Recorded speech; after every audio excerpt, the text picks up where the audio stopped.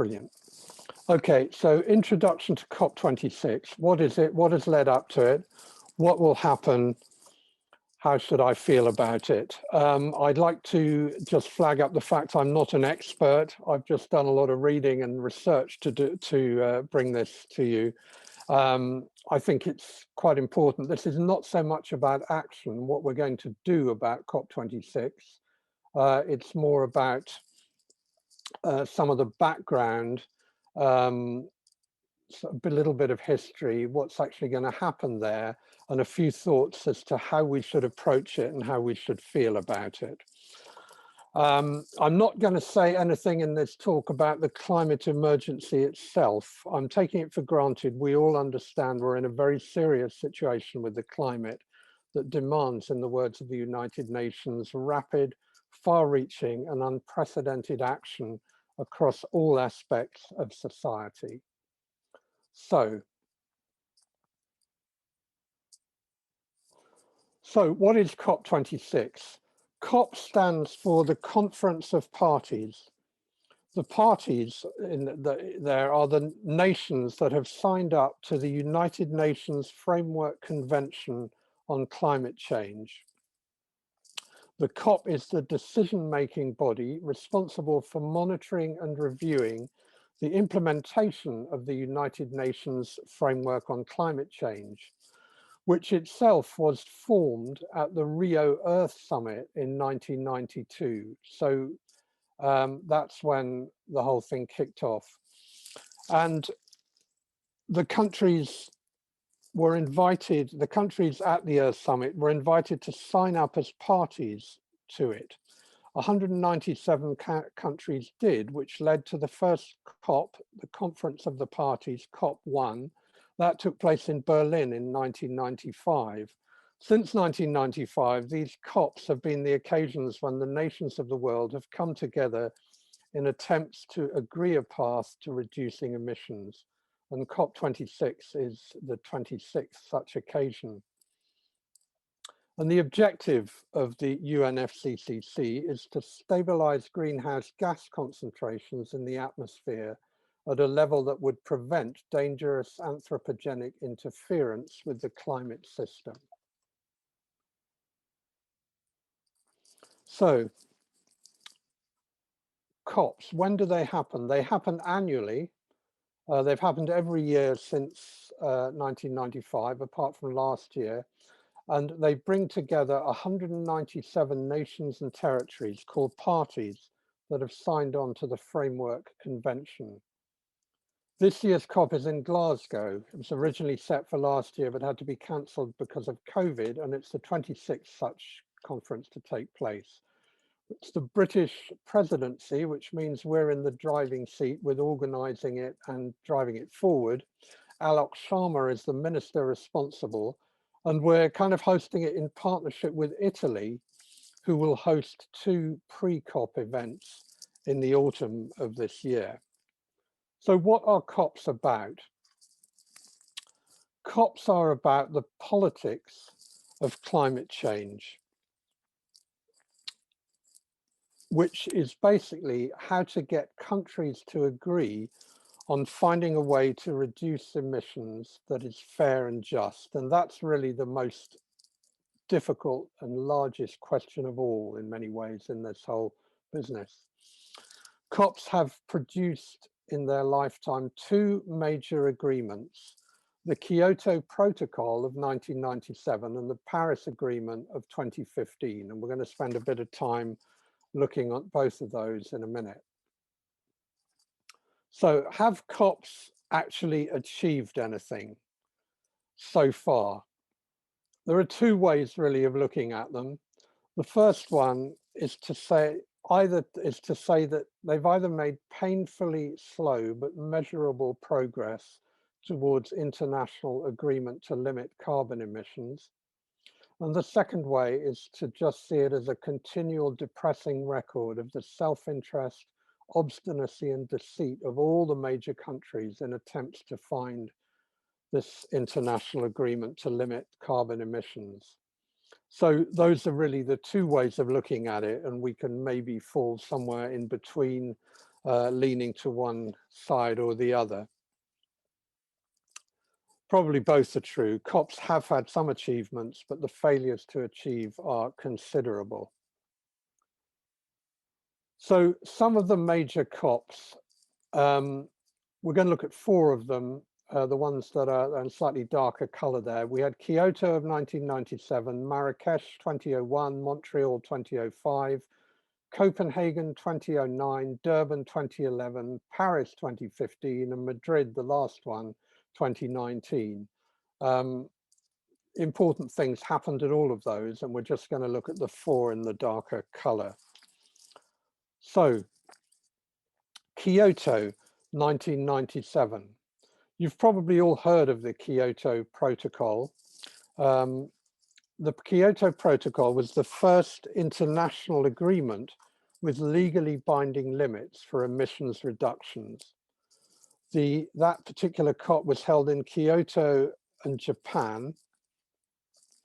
The period of applicability for these legally binding limits were 2008 to 2012, the first obligation period, and then 2013 to 2020, the second obligation period. Kyoto split the world into developed and developing countries.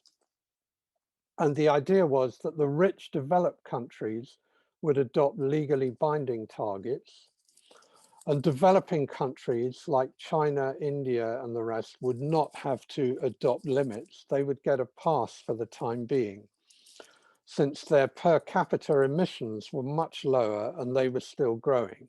This seems incredible when you talk about China and consider where China is today, but that's the way it was in 1997.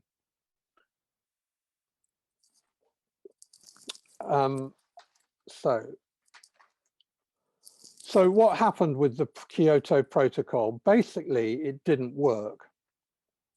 It was dogged from the start by big problems. First of all, the USA, which had signed it, refused to ratify it. The Senate refused to ratify it, with senators complaining that China didn't have to restrain its emissions at all, and that US factories would just move overseas. And George W. Bush withdrew from the Kyoto Protocol formally in 2001. Canada failed to meet its targets and later on withdrew. There were no penalties for withdrawal. Europe, Japan, and some of the other rich countries stayed in the Kyoto Protocol.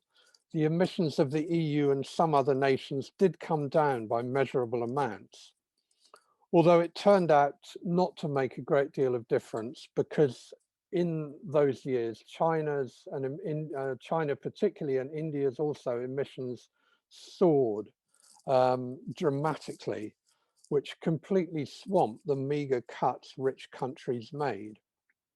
And even the cuts that the European countries did make didn't include the products that were made in such places as China. So the European reductions were less than they might occur. But basically, Kyoto was by and large a big failure. Very little overall progress was made. And as we know, the global emissions have showed no signs of slowing down. And in that major sense, Kyoto has been a failure.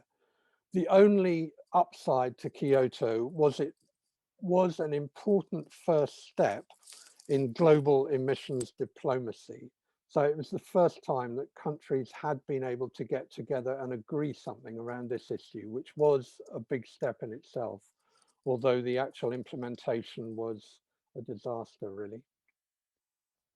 So move on to Copenhagen 2009.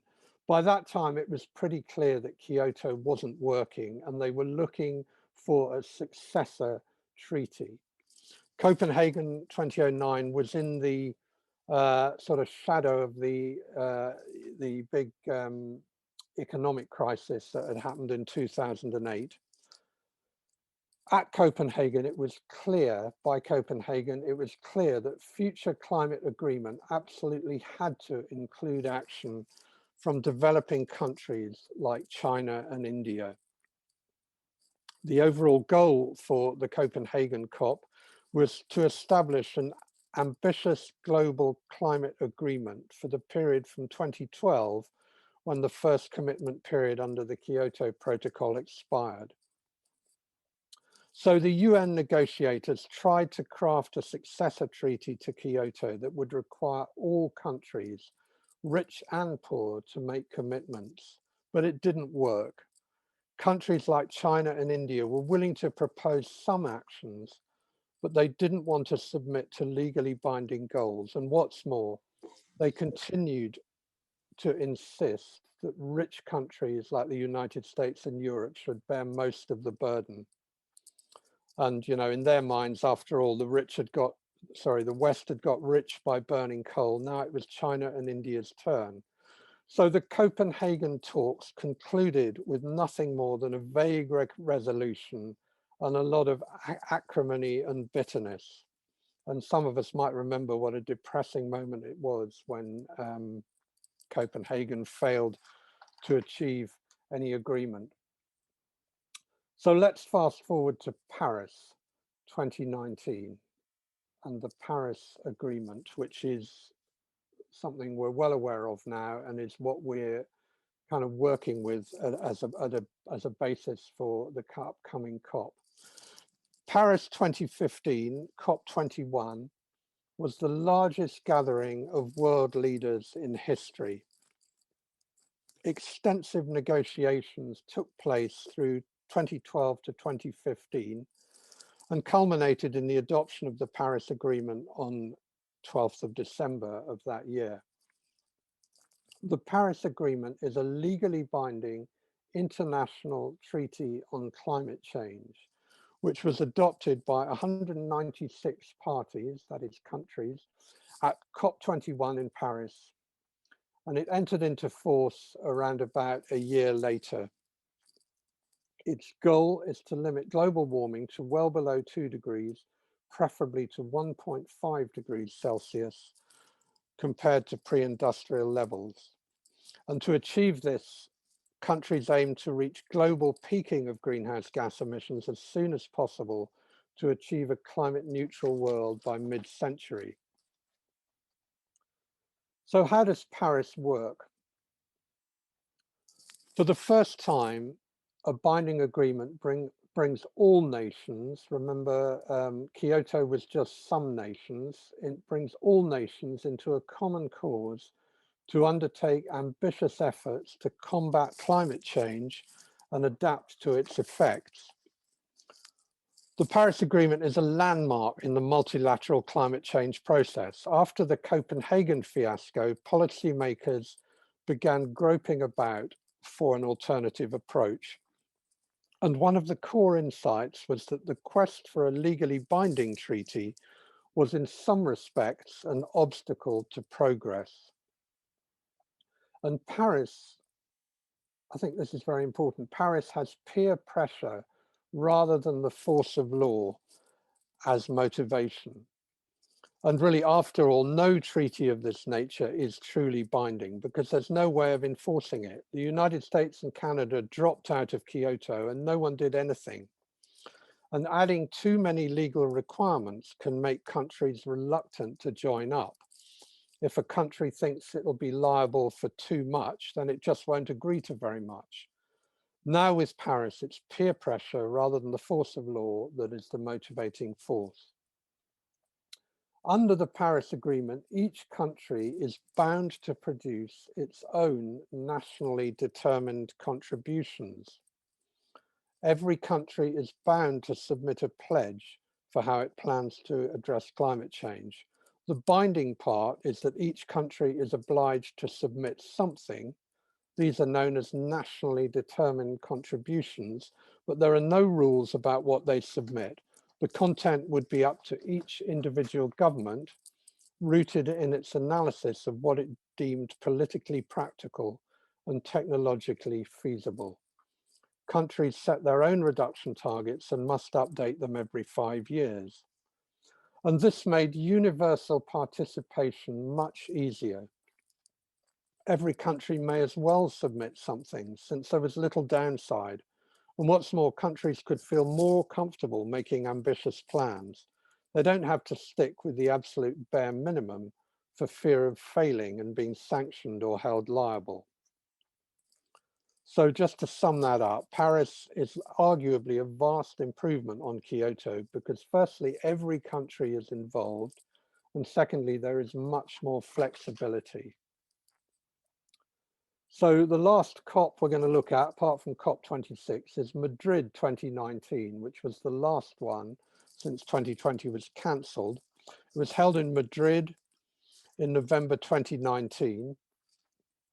It was the longest on record, overrunning by almost 2 days. It was disappointing. It made very little progress. A headline outcome of the talks was supposed to be a collection of the new rules governing the new global carbon market. But again, many smaller nations and businesses called for stronger action, but were opposed by a group of high-emitting countries. And the outcome of COP25 pushed a number of important decisions into the one we're coming up to, and increases the pressure on us, the UK, to come up with results at this year's meeting.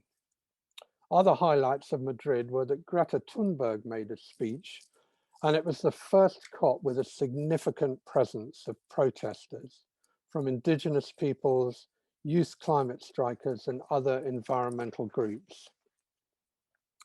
So let's move on to start looking a bit at COP26, setting the scene for COP26. COP26 is still going to be working out the practical implications of the Paris Agreement. Reducing emissions and increasing finance are two of the main targets.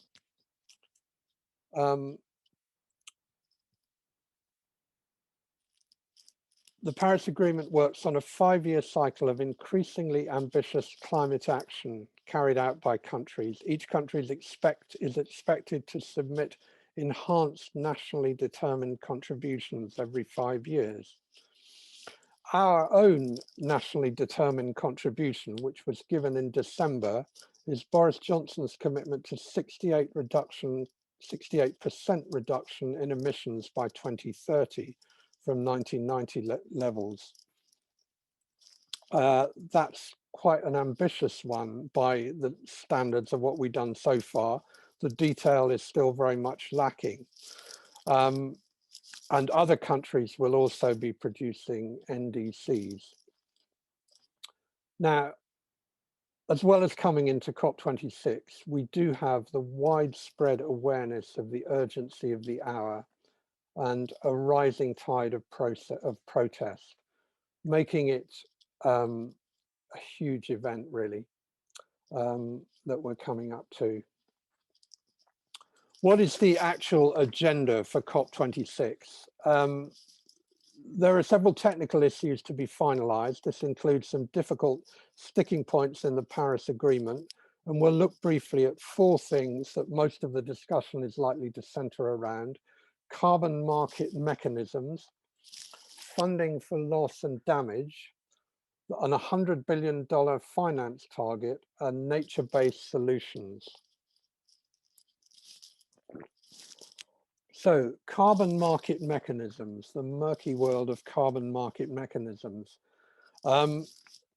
These are mechanisms which allow countries to purchase carbon credits from another country to allow the purchasing country to continue to emit within its borders. They may also include trade in negative emissions, such as carbon absorption through forestry. There are very diverse views from parties on the extent and rules for these markets. Now, these are quite difficult to understand, but at their best, these are ways where countries can compensate for unavoidable emissions while they're working out ways to reduce them. At their worst, they are ways that countries practice greenwashing, i.e. pretending you're doing something to reduce emissions while you actually aren't. And there are all kinds of downsides to this. And I'm assuming that the intention at COP26 is to try and work out ways of achieving the former, that is, compensating for unavoidable emissions while avoiding all the tricks that countries get up to hide their emissions and such things. Loss and damage. This is about funding for when least developed countries experience loss and damage due to climate change, which is viewed as critical by least developed countries. It's resisted by many wealthy nations, but it is something that's been agreed in the Paris Agreement. So a mechanism needs to be found to help these countries who are already suffering the effects of climate change. There is supposed to be a $100 billion fund. This is something else that was agreed in the Paris Agreement to help least developed countries to build resilience to climate change. This is $100 billion a year, but perhaps unsurprisingly, it has not yet been agreed where that money is going to come from. Discussions over this will take place, and they will also be a critical factor for less developed countries. And finally, nature-based solutions. An increasingly important aspect of the climate debate is around nature-based solutions. How nature, forests, agriculture, ecosystems can become a climate solution for absorbing carbon and protecting against climate impacts. And COP26 will start to discuss how to integrate nature-based solutions into the Paris implementation strategy. Okay, let's just have a look at what COP26 is actually going to look like. As I said, it's in Glasgow. It's going to be the biggest event the UK has ever hosted.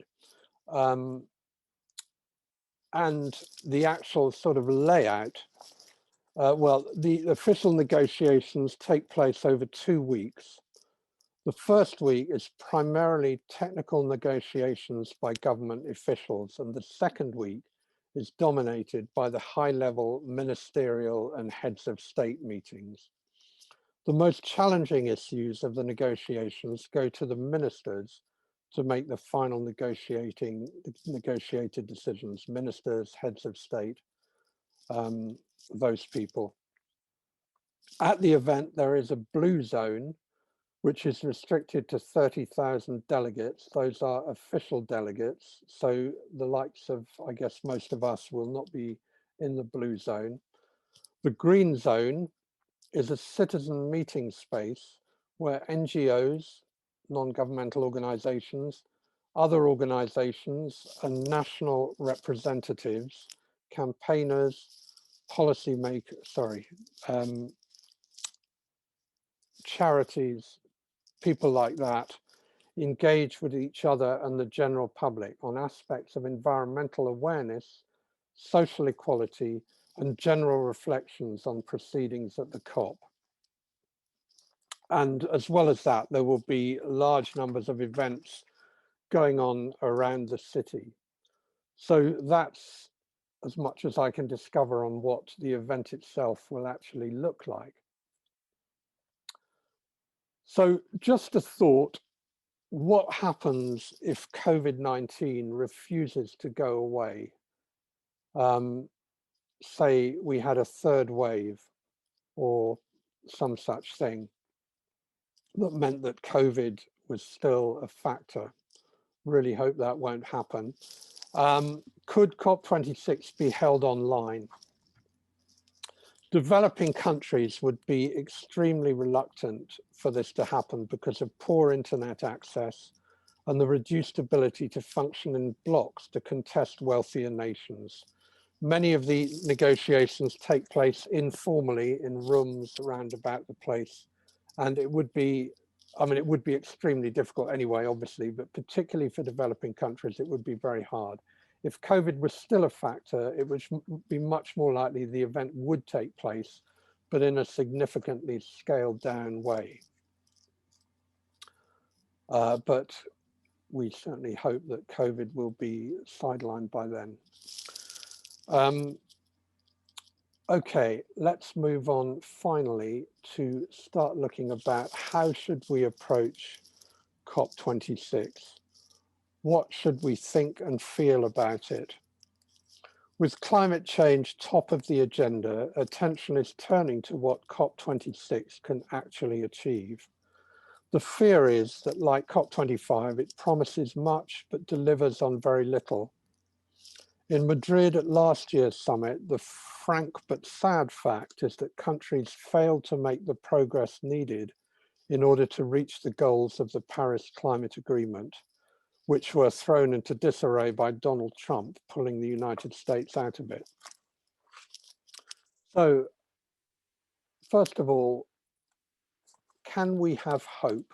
Should we have hope for COP26? Let's think of a few reasons why we might. There is unprecedented awareness of the peril that we face. I feel on an almost daily basis, you are starting to see climate change, ecological breakdown popping up on the news, more people talking about it. The awareness seems to be growing day by day, as far as I can see. So there is unprecedented awareness of the peril we're in. Public attitudes are starting to shift. There's a big piece of work done in the last few months, which has shown that climate denial, particularly in the UK, has become really marginal now. It really is a marginal issue, and a very large percentage of members of the public are aware of the need for climate action. It's important that it's communicated rightly, but we've got things like the Daily Express now seems to have gone green in some shape or form, which is absolutely extraordinary to my way of thinking. It remains to be seen how that's all going to work out, but I think that is indicative of something quite significant in the shifting of public attitudes. We have major powers committing to new targets. China being the most really unexpected one, who have committed to 2060, which is rather late, but to be net zero by 2060. But nobody really thought that China was going to do anything like that. So it is quite significant. And other countries are also committing to new targets. The USA is back on board, which is really another very significant thing. And they're back on board in really a big way. People were quite surprised how quickly Biden moved to get climate really to the top of his agenda after he took office. And finally, the voice of protest is being heard, and it's expanding, it's growing, and getting louder and louder. So the voice of protest is being heard.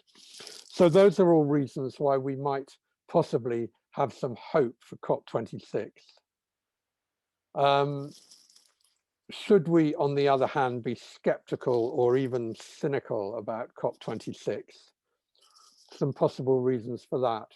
We've been here before. There have been quite a few COPs where there were big hopes only for them to be dashed. It's happened before. We are still facing powerful vested interests who have in whose interest powerful vested interests who oppose climate action or seek to slow it down. Big oil companies, particularly in the States, they're talking a lot of greenwashing talk, but by no means still on board, still very much slowing action down. Geopolitical rivalries. I think this is perhaps the biggest one. The tensions that exist between countries, between the US and China, all the tensions that exist across the world means that countries have to talk with all those in mind, talk around them about climate action. Bureaucratic indifference, actually getting things done on the ground, can often be slowed up by bureaucracy, slow, inefficient systems, and so on. And finally, political leadership that is weak, incompetent, self-serving, or corrupt, can make promises and then fail to follow through. So, reasons for skepticism. So there are good reasons, I think, for both hope and skepticism. And we can expect, as we think about COP26, as we consider it, to feel fear, grief, anxiety, and hope. And I'm still of the opinion that the best way to manage all of these is to try and make our voices heard through action together. Okay, so that is the end of the presentation. Just to say, before I switch the recording off, I haven't said anything about actions particularly. Mainly because there is a lot of things going on, but I couldn't discern anything particular at this stage. I think the particular actions will become clearer later. Some of you may want to comment on that in the time we have in a minute. Just want to say three more things. Regarding COP26, you might want to consider going, whether as a group or as individuals. I think you probably, I think the accommodation in Glasgow is probably all gone by now, but there are other places nearby where you could stay. You might want to consider going. There are coming up a number of people who are planning to walk to COP26. I know of a big one that's being planned from London, and I think from other parts of the country as well. So the information about that will, I guess, start becoming available soon. You might want to think about, and obviously you don't have to do all of it, you can get involved in sections and so on, but that could be an exciting way to get involved. And as I said, I think the actions that are already going on this year, COP26 is a background to everything that's going on, as well as specific actions that may be planned. So COP26 is really what's going on this year. So thank you for listening to all of that. I'm going to stop the recording, and we'll have a short break just for a couple of minutes, and then you can think if you have any questions, comments, or anything you'd like to discuss.